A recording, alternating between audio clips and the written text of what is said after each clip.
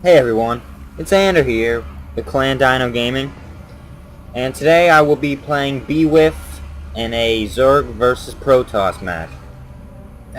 This was a pretty interesting match.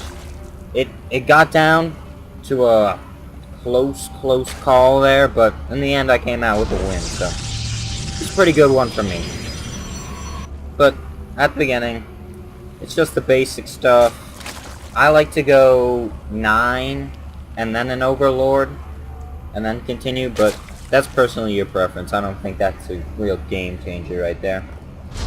I personally don't 6-pool ever. I think it's kind of a noob strategy. It's just not worth it.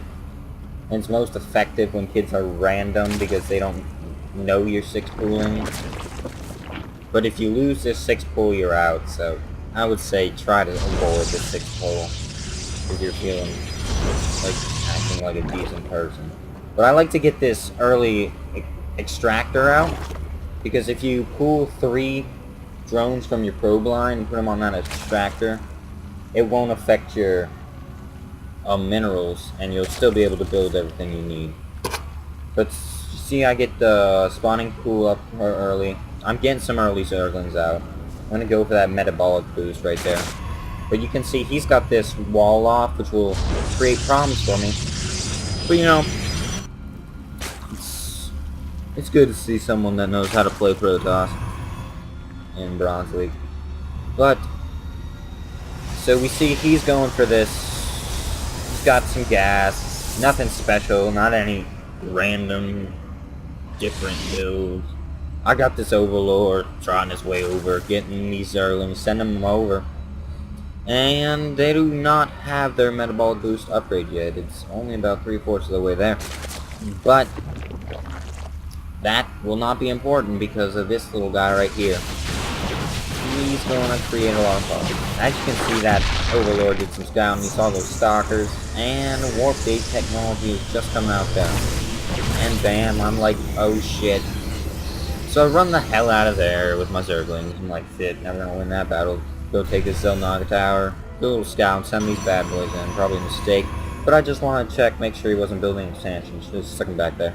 But I did not. And he sees the expansion there. And he's like, it is time to attack. I cannot let him get that expansion. Which is probably a good strategy on his part.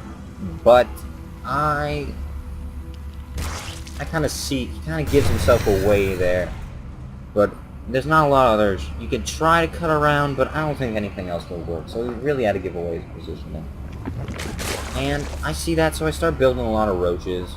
And I get these bad boys out, trying to kill those sentries, preventing sentry micro.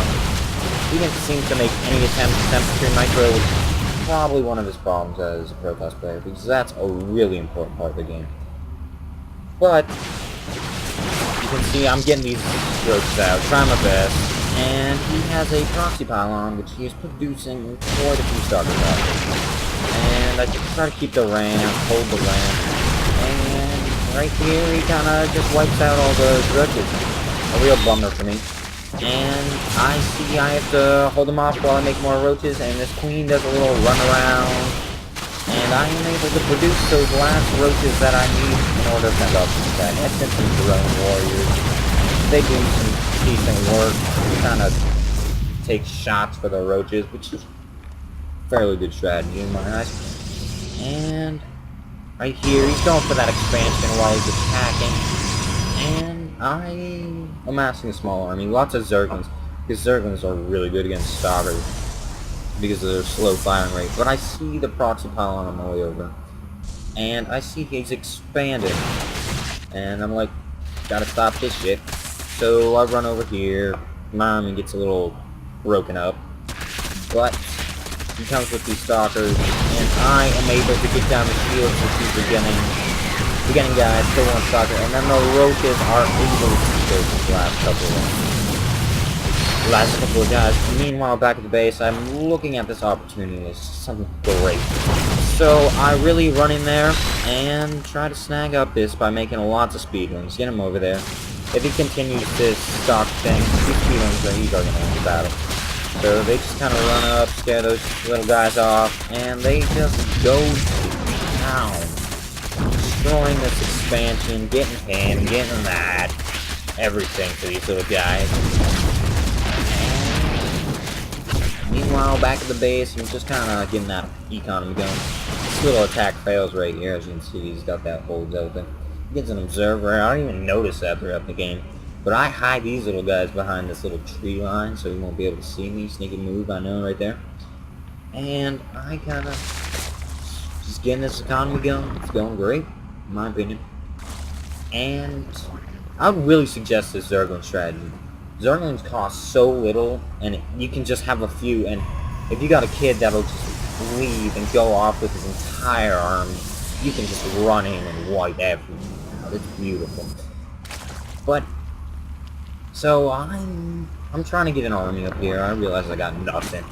I'm like, this is not good. And I don't even know this is here, so I don't even know what kind of situation I might be in. But so he kind of masses up this army. Got some immortals for the roaches. Got some sentries for that terrible sentry micro of his. Which, with work, that can be a great part of the game. But his overall units for my roaches are really good. But you can see I give up on this expansion, take all my units to defend the ramp, and I forget about my poor drones.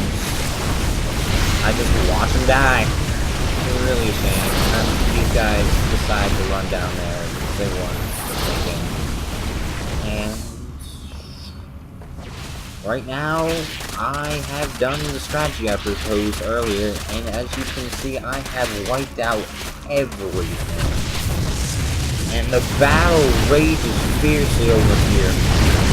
Woo! This is one hot battle. But, in the end, these few Hydralisks win,